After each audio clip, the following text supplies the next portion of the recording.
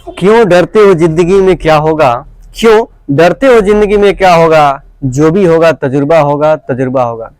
प्यारे बच्चों, आप सबका वेरी वेरी वेलकम है। मैं हूं राघवेंद्र शर्मा और आप सबका स्वागत करते हैं आपके प्रिय channel mathematics bye R K sir में। आप सबका बहुत बहुत स्वागत है।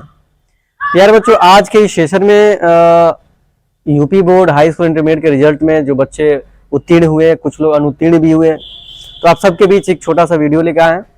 इस वीडियो को लाइक करना और इस वीडियो को अंत तक देखना न भूलें। आइए सेशन को स्टार्ट करते हैं। व्हाइट बोर्ड पे मैंने कुछ चीजें लिखी हुई हैं। पहले तो कांग्रेचुलेशन 10th मैंने सभी प्यारे उन बच्चों को जो इस 2023 के बोर्ड परीक्षाओं में उत्तीर्ण हुए हैं। अपने हाई स्कूल इंटरमीडिएट के सभी प्यारे बच्चों को मेरी तरफ से ढेर सारी शुभकामना, ढेर सारा शुभाशीष। आप लोग ऐसे एक कदम आगे बढ़ाते रहें और जिंदगी में हमेशा सफलता को प्राप्त करते हैं। इसी के साथ फिर आगे सेशन को बढ़ाते हैं।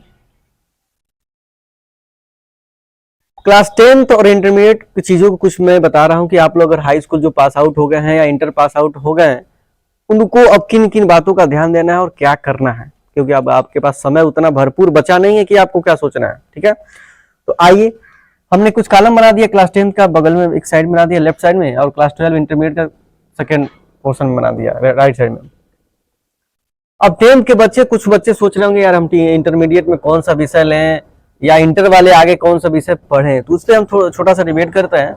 और जिन लोगों को इस चीजों को समझने में दिक्कत होगी वो लोग कमेंट बॉक्स में जरूर अपने प्रॉब्लम्स को, या मैं अपना व्हाट्सएप नंबर भी लिख दूंगा, उस व्हाट्सएप नंबर पे अपना फोन करके कभी भी कुछ भी चीजें अगर दिक्कत हो, जैसे मेरा व्हाट्सएप नंबर 8423658811 है, इस पे आप व्हाट्सएप करके कभी भी कुछ भी चीज पूछ सकते हैं कि सर हम अगर हाई स्कूल हैं, इंटरमीडिएट का क्या विषय लेना सही रहेगा, या मुझे इस और कैसे सब्जेक्ट का चयन करना है। देखिए, आप जिस फील्ड में जाना चाहते हैं, कहने मतलब कि आपको क्या करना है, किस आपका एम क्या है, आपका उद्देश्य क्या है, उसी के अनुरूप विषयों का चयन करना सही रहेगा। ठीक, नहीं तो ऐसे कुछ भी लेना तो नॉर्मली अगर पढ़ना है तो कुछ भी ले लीजिए, वो तो आपके ऊपर है। लेकिन अगर आप सही दिशा में मार्गदर्शन के साथ विषय का चयन करते हैं तो आपके लिए सही रहेगा। तो प्यारे बच्चों, आइए बताते हैं। हाई स्कूल के बाद तो क्लियर है कि आपको इंटरमीडिएट करना है, जेन्युइन है।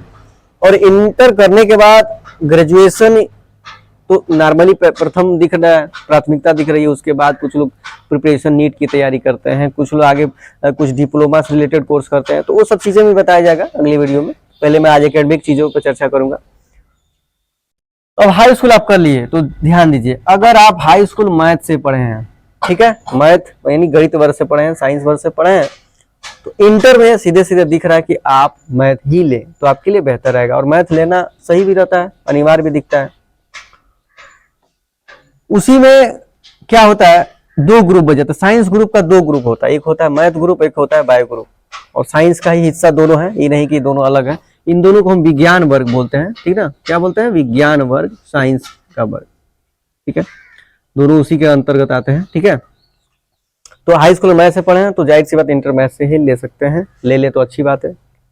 अगर किसी बच्चों को और हाई स्कूल मैथ समझ में आया, इंटर में मतलब या हाई स्कूल में समझ नहीं आ रहा होता, तो आप जाहिर सी बात है तो बायो ले सकते हैं। तो उसके जब एक विषय का छुटकारा मिल जाएगा, ठीक, मैथ की जगह पर आप बायो आ जाएगा। तो इन दोनों में किसी को ले सकते हैं, मैथ वाला इसको ले सकते हैं, या कुछ लोग बायो से भी लिखवा सकते हैं। तो उसमें चेंजिंग क्या है, 5 विषय आपके इंटरमीडिएट में आएंगे। पहला रहेगा हिंदी, दूसरा रहेगा इंग्लिश, ये कॉमन विषय है, यानी हर बच्चों को यह विषय लेना रहेगा। तीसरा आ जाता है फिजिक्स, चौथा होगा केमिस्ट्री, और पांचवा हो जाता है मैथ, पीसीएम जिसको शॉर्टकट बोलते हैं, पीसीएम। तो पीसीएम होता है इस मैथ ग्रुप, और आपका अगर बायोलॉजी लेते हैं तो पीसीबी हो जाता है, फिजिक्स केमिस्ट्री बायोलॉजी। ठीक है, इसको ऑब्लिक हम करते रहे, ऑब्लिक में अथवा बायोलॉजी। ठीक, तो ये दो ग्रुप में बढ़ गया आपका मैथ और बायोलॉजी। आप समझ रहे होंगे, कोई भी दिक्कत हो तो कमेंट बॉक्स में आप पूछ सकते हैं, या इस नंबर पे मैसेज करके पूछ सकते हैं, या कॉल भी कर सकते हैं शाम के वक्त में। फिर अब आते हैं कि जो 10th में गृह विज्ञान लिए हैं, आर्ट वर्ग से हैं, कला वर्ग से हैं, तो इंटरमीडिएट में सीधे से दिख रहा है कि कला वर्ग ही ले सकते हैं। ठीक है, या कॉमर्स भी ले सकते हैं, उन दोनों के लिए ऑप्शन है। यानी पहले ध्यान दीजिए, मैथ वाला तो आजाद है, आजाद पर क्या कहते हैं कि आजाद परिंदा है, जो चाहे कर सकता है। मैथ वाला मैथ पढ़ सकता है, बायो पढ़ सकता है। गृह विज्ञान मतलब आर्ट से रिलेटेड जो भी कला वर्ग है, उसमें भी समाजशास्त्र, शिक्षा शास्त्र, हिंदी और विषय आसान विषय, उसको भी ले सकता है। कॉमर्स भी ले सकता है, यानी मैथ वाला तो जिंदाबाद है, कोई है जिंदाबाद है, सब ले सकता है। लेकिन अगर आप हाई स्कूल कला से थे तो कला या इन दोनों में ही कोई एक ले पाएंगे, ये दोनों नहीं ले पाएंगे आप। ठीक, अब आइए ध्यान देते हैं। तो कला वर्ग के लिए, कला वर्ग जो हाई स्कूल में ग्रेड लिए थे उनके लिए आर्ट है। ठीक, उनके लिए क्या रहेगा, हिंदी इंग्लिश रहेगा। बाकी 3 विषय अलग अलग होते हैं, समाज शास्त्र, शिक्षा शास्त्र, राजनीति से कुछ ऐसे शास्त्र आ जाएंगे। 3 विषय जो विद्यालय में मान्यता प्राप्त हो वही में आप ले पाएंगे, नहीं रहता है तो नहीं ले पाएंगे। उसके बाद कॉमर्स आता है, कॉमर्स को बोलते हैं हिंदी में वाणिज्य। इसमें होता है कॉमर्स का वाणिज्य मतलब बैंकिंग से रिलेटेड चीजें पढ़ाई होती है इसमें। ठीक, यानी बैंक हो, बही खाता हो, टंकर से रिलेटेड, आपको चेक कितने प्रकार के होते हैं, बैंक से रिलेटेड पूरे लेखा जोखा जो होता है, बही खाता लेखा जोखा से रिलेटेड कॉमर्स में पढ़ाई होती है। इसमें आपको टाइपिंग भी सिखाया जाता है, टाइपराइटर मशीन तक खटखट मारते हैं, इसे टाइप होता है वो चीजें। तो इन चीजों में आपने समझ गया हाई स्कूल के बाद इंटर में क्या करें। मैथ्स है तो मैथ ले सकते हैं, या बाई द ऑप्शन मैथ भारी है तो बायो ले सकते हैं, ये दोनों एक साथ कंबाइन है विज्ञान वर्ग। आर्ट कला वर्ग वाले कला ले सकते हैं या कॉमर्स ले सकते हैं, और जिनको इन तीनों से इच्छा नहीं है तो कॉमर्स सीधे सीधे ले सकते हैं। ठीक है, ये चीज हो गया। अब आते हैं कि इंटरमीडिएट वाले बच्चे क्या करें। ये तो हाई स्कूल तक का था, इंटर के बाद क्या करें। इंटर के बाद एकेडमिक मतलब नॉर्मली मैं बता रहा हूँ, सेम इसी तरीके से इसमें भी 4 हिस्से मैंने बताया, 4 नंबरिंग किया, उसी तरह इसमें भी। और इंटर मैथ से पढ़े हैं तो ग्रेजुएशन मैथ से करेंगे, यानी इसके बाद ग्रेजुएशन आता है, स्नातक की पढ़ाई आती है। 12 के बाद जैसे, अब जैसे आप 1 से 12 तक तो अंकों में बोल रहे हैं, 1 2 3 4 में पढ़ना है, 5 में, 8 10 12 में।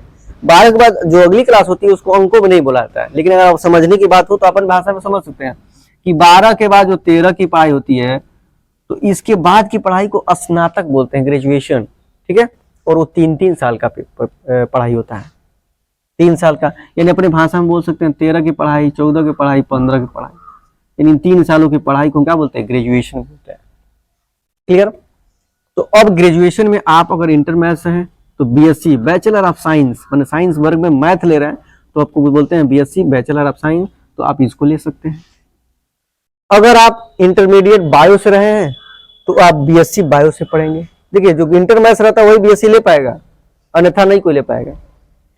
इंटर जो बायोलॉजी से लिया है उसको BSc bachelor of science with biology, biology हो गया, बायो से पढ़ेगा।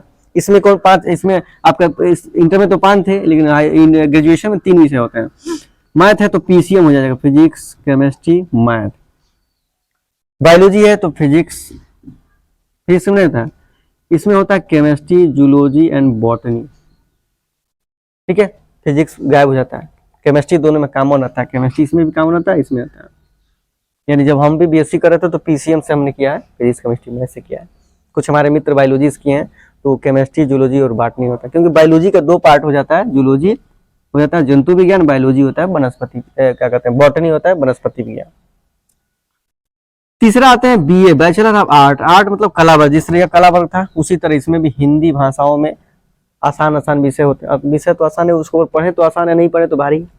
इसमें भी आ जाएंगे आपका वही समाज शास्त्र, शिक्षा शास्त्र, राजनीति शास्त्र, जो भी जितने भी शास्त्र हैं सब आसान वाली चीज आ जाएंगे।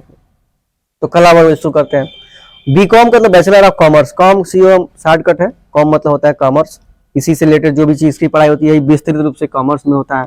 ठीक, ये सब पढ़ाई 3-3 साल की होती है, BSc math bio, BA, BCom. इन चारों चीजों को स्नातक की डिग्री बोलते हैं। किसी भी चीज में कहीं कहा कि स्नातक चाहिए तो स्नातक में चारों में कोई एक लगा सकते हैं, मतलब जो किए हैं आप वही लगा सकते हैं। तो ये रहा आपका इसमें सीधे सीधे सवाल सॉल्यूशन।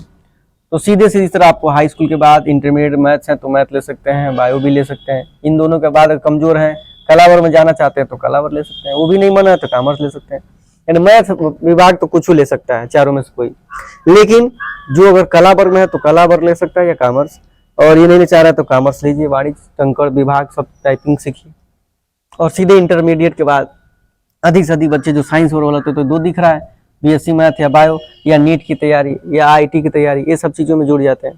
तो कोशिश करें कहीं ना कहीं एडमिशन ले लें, वो ऐसे प्राइवेट कॉलेज जहाँ एडमिशन लेकर आदमी एग्जाम के समय जा सकता है, बाकी अपनी तैयारियाँ बनाए रखेंगे। तो इन दोनों को कर सकते हैं, या जो एकदम आसान चीज़ें हैं वो बीए हो जाएगा, बैचलर ऑफ आर्ट हो जाएगा, और लास्ट वाला BCom bachelor of commerce, same intermediate की तरह। यह सब जो चीज़ के सिमिलर है, ये इसके सिमिलर है और ये इसके सिमिलर, मैंने क्रमबद्ध ऐसा लिखा कि जो चीज़ें इसमें होती है उसी के सिमिलर इसमें होती हैं। ठीक, तो प्यारे बच्चों, जहाँ तक मुझे आशा कर रहे हैं कि आप सभी लोग इस चीज़ को समझ रहे होंगे, और आप सभी लोग जो मेधावी जितने भी हमारे छात्र हैं इन सभी प्यारे छात्रों को मेरी पूरा हाई स्कूल इंटरमीडिएट पास होने वाले सभी प्यारे बच्चों को ढेर सारी पुनः शुभकामना कि अब इसके बाद आपकी नई जंग जारी है। कहने का मतलब आप एक सीढ़ी हाई स्कूल वाले तो एक सीढ़ी पार किए, इंटर वाले दूसरी सीढ़ी पार किए, लेकिन अब इसके बाद असली जंग जारी है। तो आगे की पढ़ाई के लिए एक लाइन नहीं कहेंगे कि अभी तो ये अंगड़ाई है, अभी तो ये अंगड़ाई है, आगे बहुत लड़ाई है। तो आगे की लड़ाई को और जारी रखें और अच्छे से पढ़ें। तो प्यारे बच्चों, आप सभी लोगों को पुनः पुनः मेरी ढेर सारी शुभकामनाएं। मेरा व्हाट्सएप नंबर दे दिया है 8423658811। इस नंबर पे कभी भी कॉल करके सर हम यह चीज बनना चाह रहे हैं, हम क्या पढ़ें तो सही रहेगा, उसके लिए आप सुझाव हमसे ले सकते हैं। कभी भी आप कॉल कर सकते हैं। अगर बाय द वे नहीं उठे तो समझिए कि हम मीटिंग में या कार्य में बिजी हैं, तो आपसे उस चीजें सॉल्यूशन मिल जाएंगे। और इस बार हाई स्कूल में बहुत ज्यादा बच्चे पास हुए हैं। इस बार हाई स्कूल में कम से कम 90% बच्चे पास हुए हैं। 10 ही % बच्चे हैं जो थोड़ा किन्हीं कारणों को वजह से फेल हुए हैं। और इंटरमीडिएट में कम से कम 75% बच्चे पास हुए हैं, उसमें 25% बच्चे अनुत्तीर्ण यानी फेल हुए हैं। तो उन फेल वाले प्यारे बच्चों को मैं कहना चाहूँगा कि आप लोग कतई अपने मन में निराशा न लाइए। बीच में इम्प्रूवमेंट और जो इसको बोलते हैं स्क्रूटनी का फॉर्म निकलने वाला है या निकला, स्कूल के अपने कॉलेज प्रिंसिपल से मिल लें और मिल करके सर मुझे स्क्रूटनी देना है, पेपर को नंबर बढ़ाना है, वैसे आप कर सकते हैं। कई बच्चों ने मुझे कॉल किया, सर मेरा नंबर कम है, मैं संतुष्ट नहीं हूँ, तो क्या करूँ। तो हमने कहा कि अपन स्कूल में जाए, बड़े बाबू प्रिंसिपल टीचर से मिले, सर से बोले सर मुझे स्क्रूटनी यानी इम्प्रूवमेंट मतलब सुधार के लिए फॉर्म भरना है। तो बताएंगे, फॉर्म भरें, कुछ पैसा लगेगा, उसको भर के फिर एग्जाम 1 महीने के अंदर होगा, फिर 1 महीने में रिजल्ट आ जाएगा, फिर आप पास हो जाएंगे। फिर आप नए इसी सेशन में 2024 में जो है 23-24 का अंतराल में ही आप माने जाएंगे, आगे का नहीं माना जाएगा। आप उसी साल में पास होकर फिर आपको नई मार्कशीट मिल जाएगी। तो ऐसा आप कर सकते हैं, ठीक है। और प्यारे उन बच्चों के लिए जो फेल हैं, तो उनके लिए तो नियर 1 साल लगेगा, ठीक है। उनके लिए उसी व्यवस्था नहीं है, क्योंकि भाई सर आता तो भी करके कर लेते। तो फेल वाले प्यारे बच्चों को मैं एक लाइन कहना चाहूंगा कि जो बीत गई सो बात गई, तकदीर का शिकवा कौन करे। जो बीत गई सो बात गई, तकदीर का शिकवा कौन करे। और जब तीर कमा से निकल गई तो उसका पीछा कौन करे। तब तनिक भी निराश मत हो प्यारे बच्चों। आप किन्हीं कारणों को वजह से फेल हो गए। हो सकता है कि कुछ लोगों की तो खुद स्वयं की कमियां होंगी कि मैंने पेपर में कॉपी में नहीं लिखा, कॉपी साथ ही छोड़ दी, जिन साल भर पढ़ाई नहीं किए, तो कुछ कमियां खुद की भी आपको दिख रही होंगी। कुछ ऐसे बच्चे हैं जिनकी कुछ टेक्निकल कामों के वजह से, मतलब मान ली पेपर दिए एब्सेंट हो गया, उनके वजह से फेल आ गया हो। कुछ ऐसे बच्चे हैं कि जो साफ मतलब छोड़ दिए, सादा कर दिए, तो उनकी कमियां हैं। तो उसको आप निराश ना हो, ठीक है। और आप उस समय का इंतजार करें और मेहनत अभी भी जारी रखें, आपको सफलता जरूर मिलेगी। तो प्यारे बच्चों, इसी के साथ तो इस सेशन में आप यहीं तक, और इस जो भी चीज़ें बताएंगे इसमें कोई भी दिक्कत हो तो इस व्हाट्सएप नंबर आप जरूर पूछ सकते हैं, और आप लोगों को बेहतर से बेहतर सुझाव मिलेंगे। और किसी भी चीज़ का मार्गदर्शन के साथ सही तरीके से अगर हल निकालते हैं तो उसका आपका परिणाम बेहतर मिलेगा।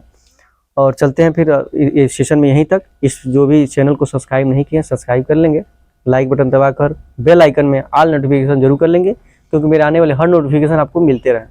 तो मिलते हैं अगले वीडियो में, तब तक के लिए पुनः आप सभी प्यारे बच्चों को ढेर सारी शुभकामना, ढेर सारी शुभाशीष। इसके साथ मिलते हैं अगले वीडियो में, तब तक के लिए धन्यवाद। जय हिंद, जय भारत।